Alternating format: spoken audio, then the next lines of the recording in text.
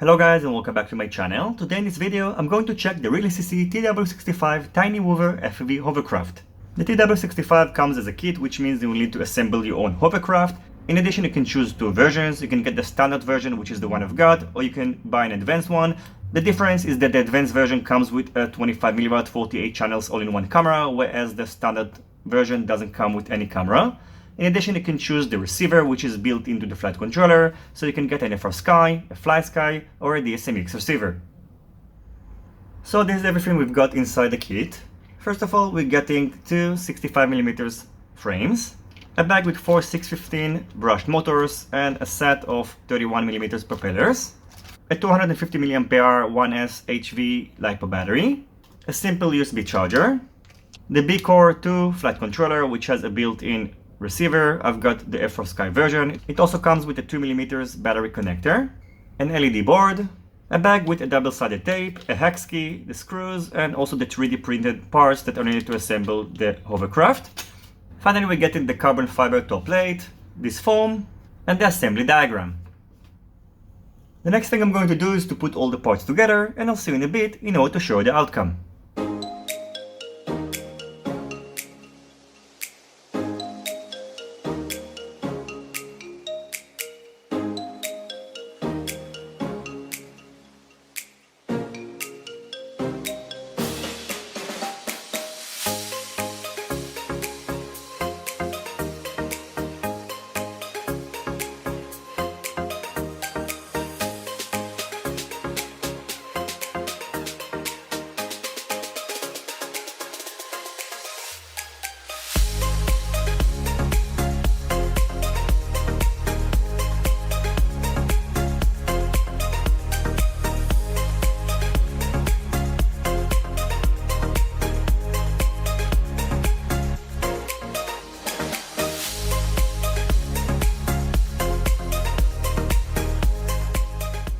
So after about 45 minutes of work, now the tiny whoover is ready, and as you can see, it is pretty tiny and can fit on the palm of my hand.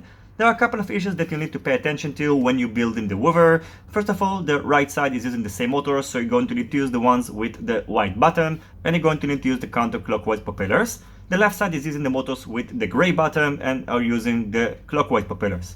In addition, the adhesive that was attached to the foam wasn't really good, and I had to use some super glue in order to properly attach it. And finally, I recommend to bind the board to your remote controller before placing the other parts, because now as you can see, the top part is not accessible, which will make the binding procedure a little bit harder.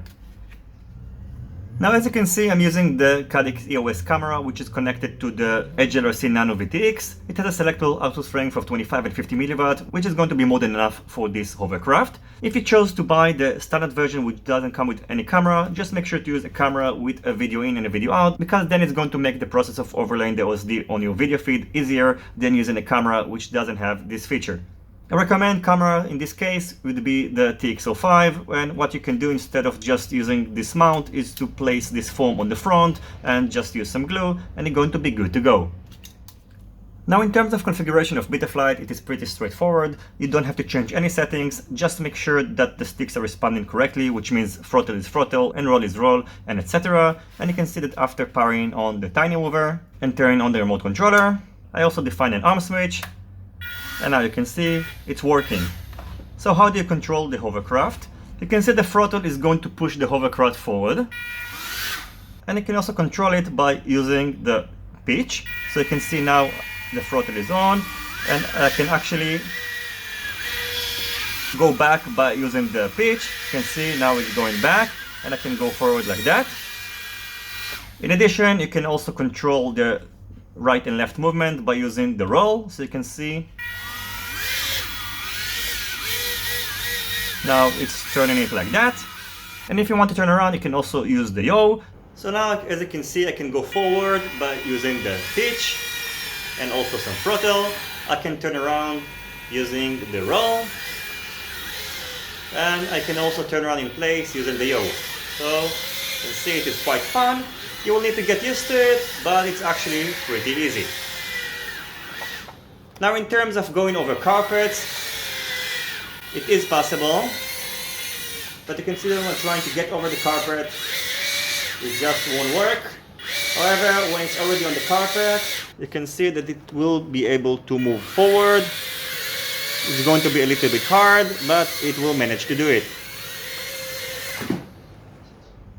The next thing I'm going to do is to head outdoors and test it out. Unfortunately, my apartment is a little bit too small for this hovercraft. I hope you will enjoy the rest of this video, and I'll see you in the end of it in order to give you my conclusion.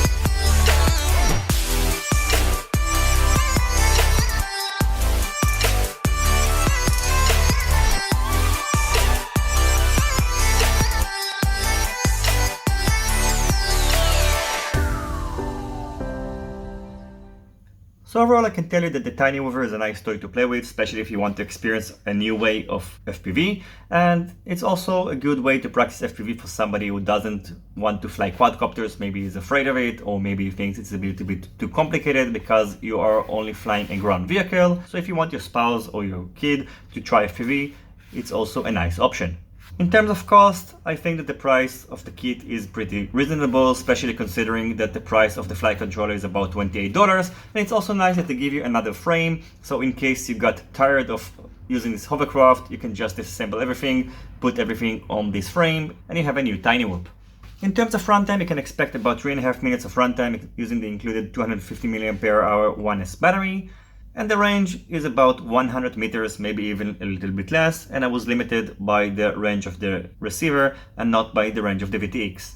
As always, I thank you for watching my video. I hope you enjoyed it and you find it useful. If you have any questions, feel free to ask it in the comment section down below.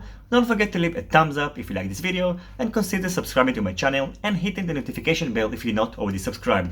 See you on my next videos, and goodbye.